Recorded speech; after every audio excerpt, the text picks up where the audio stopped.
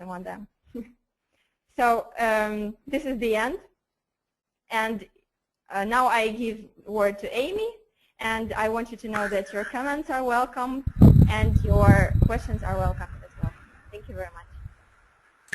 Thank you, Olga. It was a very interesting and entertaining presentation. Loved all the pictures. If anyone has any questions for Olga, feel free. If you have a microphone, you may raise your hand and I will unmute you and you are welcome to ask. If you have a question and don't have a microphone, feel free to type it into the chat box and I can ask Olga. Arturo, I see your hand is up. I'm not able to unmute you though, so if you have a question, for some reason your sound is not appearing, you could type it into the box and I will ask her for you. Does anyone else have a question?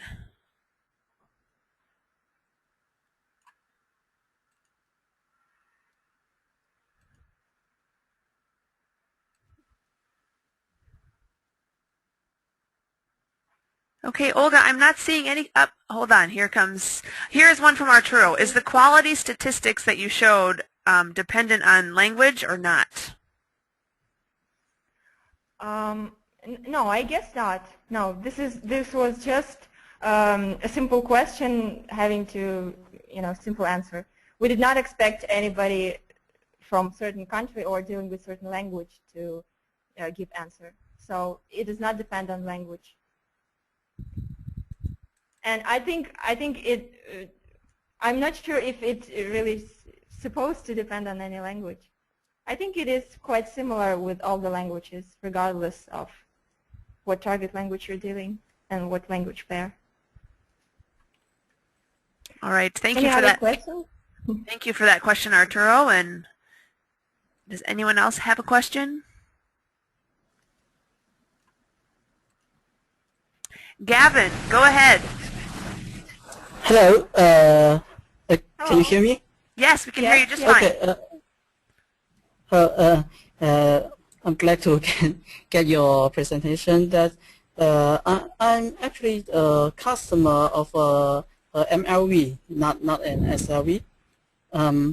Actually, I agree with you about that. We should be a team to co-work just between the client, the MLV and the SLV, and the freelancer to improve the quality. Actually, I can see that those action items you have, not action item, maybe the issue you have a headache, just like why do you translate the 100% match wording or something? In my experience, it's generally like a customer to request that actually he want to improve his translation quality, but it may be not well translated as a requirement from the MLV to SLV, that it is just it just look like it is a requirement, but it is not look like actually the deep thought of about the client, that he want to keep the quality of just like the last version things or something else. So my question is that from SLV's view, how do you think that the clients to co-work with the SLV, even that we have MLV to handle? It seems that the MLV has handled anything. Thank you very much for the question. Yes, I understood it quite well.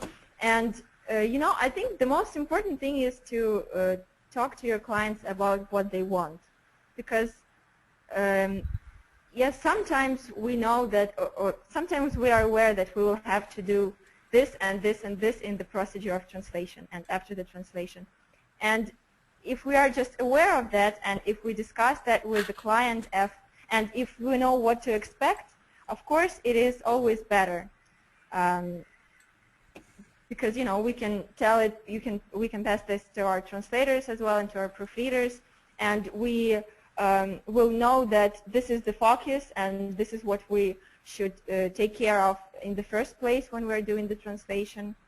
So I think the most important thing is to discuss these with your clients, and most of them are really understanding, and they know that it gives headaches, and not just to us but to them as well. And this is really something you have to do, because if you want to guarantee 100% quality, you should have all those reports, and you should have all those papers, and if you have a certificate or something, it is better to have the documentally proved that you did all the stages. So those reports are in many cases really necessary, and we know that, and we are ready to deal with that, but it's just good to know what the client wants at the very beginning. Mm-hmm. Did I get so, the question right? Did I answer? Yeah. I get some of that. So actually, you will suggest that the clients to have some communication with the SLV directly. You mean the communication between us and the MLV while we are doing the translation in the process? Yeah. I'm sorry that I may not make the real clear. I just mean that the client, the end client, to communicate with the SLV, even there have been MLV in those working flows. Is it suggested? Sometimes it is. For some of our clients, yes, it is quite standard to have, for example, a person who is working for end client, for example, a reviewer, and they check our translation, they suggest, and sometimes we are allowed, to take some things that we agreed with, some corrections, and sometimes we have the last opinion still, because they trust us. We are natives. We have the expertise, but sometimes we trust the reviewer and we accept all the changes and try to adjust, try to study the style. For some clients, yes, it works, and it works, I can tell you, pretty well, because in the end everybody is happy. The most important thing, that end client is happy, because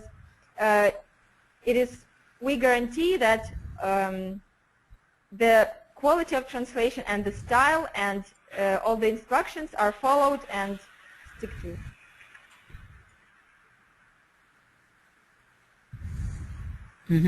Okay, thank you for your point. All right, Gavin, thank you for those questions. Olga, another question for you from Arturo. He's wondering, is linguistic quality the responsibility of the project manager or the proofreader? So the project manager is responsible for the schedule, the cost, making sure the right process for quality assurance, but should the project manager also be held responsible for the linguistic quality as well? Isn't this the role of the proofreader, even in SLVs? Well, you see, if we're talking about the procedures, the workflow procedures that we have in the company, of course, you can always address the commands that you received from the clients and the feedbacks and the corrections to the proofreader for him to study and to know. But a lot of project managers that we are dealing here have linguistic education, so they are quite, competent in this sphere.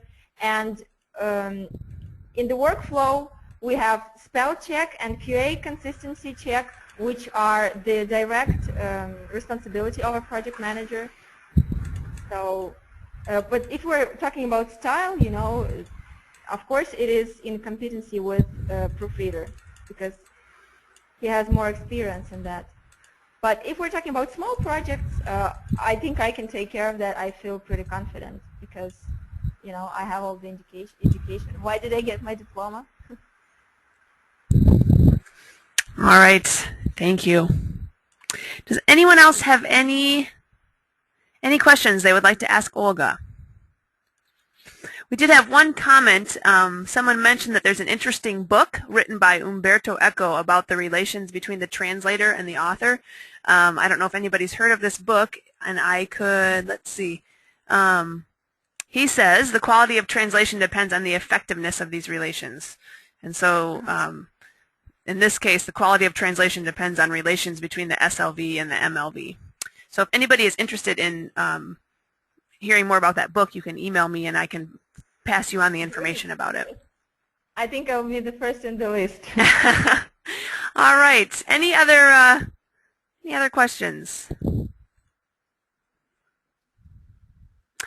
Olga, can you comment on machine translation and what is your recommended way to work with machine translation? You gave a funny analogy or a funny story about your machine spitting out things, but what is your, just comment a little bit on your way to work with MT.